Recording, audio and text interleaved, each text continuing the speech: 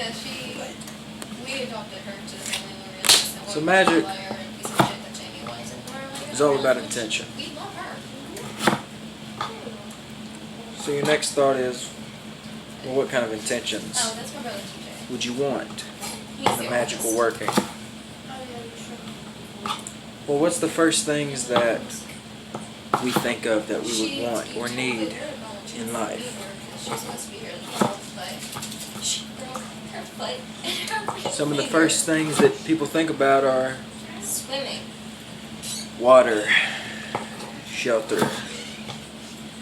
warmth, food. That's her.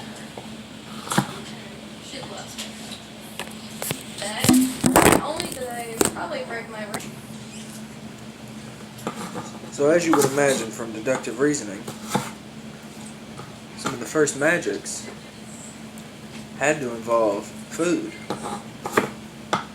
cooking. Hell, we had to survive. A lot of things you can't eat raw. At least you don't want to eat it raw. It's harder to digest. Nothing but pure terror.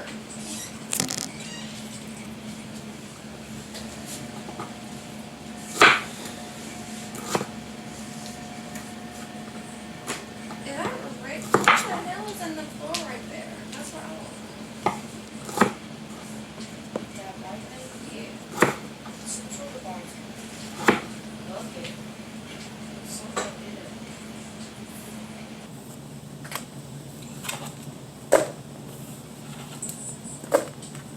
So there's only a few reasons why we make food. Biggest thing being to survive. Other reasons, because we like food, tastes good. Other than that, it's really medicinal.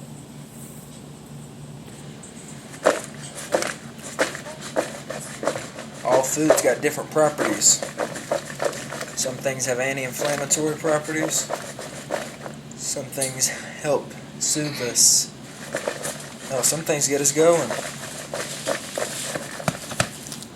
So, what's going on is, So, it's funny, if Dave's you've got earlier, a recipe book, and on top of that, you have the properties of what these recipes help you with inside of them. It's kind of like you're a wizard, you know? It's like you have spells at your disposal. They all help with certain things. Sometimes you want to mix flavors, mix properties, because things might be a little bit more complex in the situation. I know, that's what You know, some of us aren't as inclined to cooking as others. And that's okay.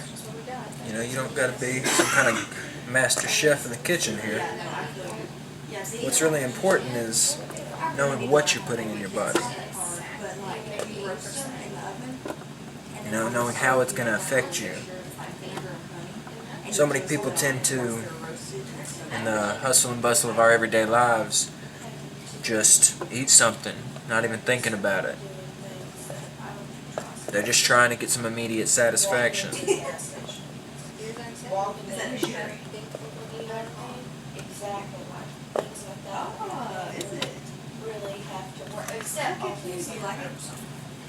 There's two sides of cooking, though. There's a methodical, scientific side. There's also a creative aspect to it. You know, this stuff is an art. It can be used for both realms. And that's where the real magic comes into play.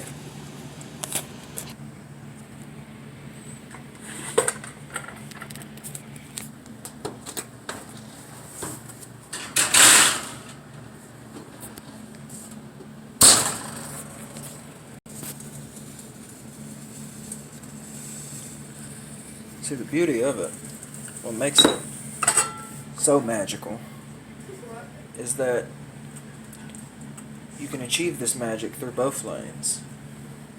Through the creative side, you express yourself and explore find what works, and in the midst, find your signature meals.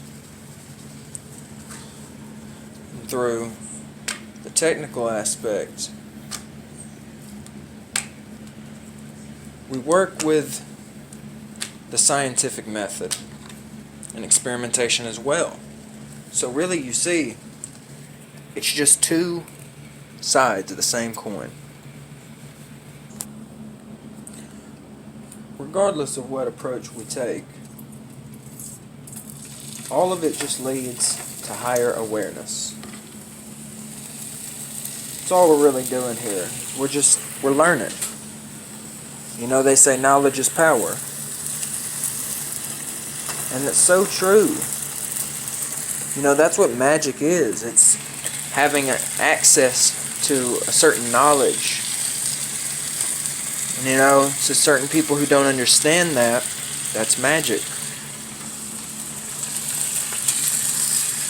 When we know what we're putting in our bodies, how they affect our bodies,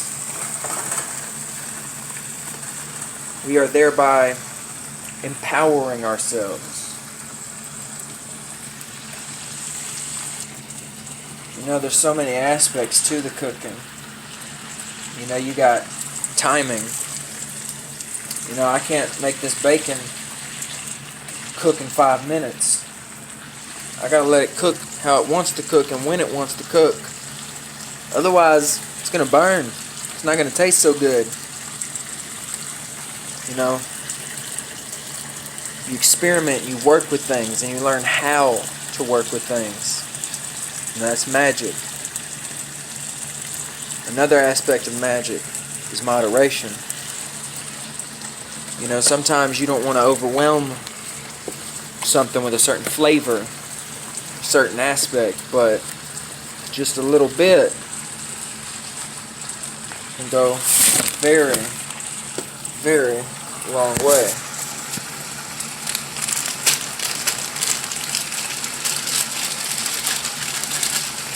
I don't know if y'all ever had brown sugar on.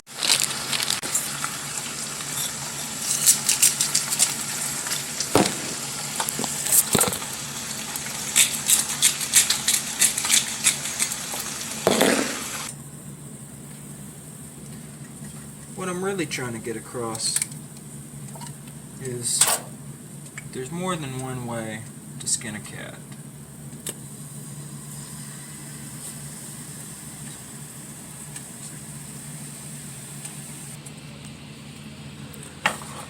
We all have preferences. No, we're unique individuals. So we can't be expected to go about things in the same manners, obviously. Try some things out.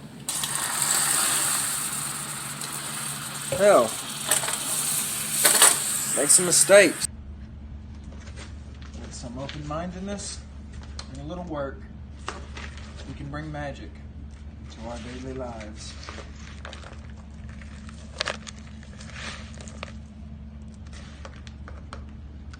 Have a beautiful Monday.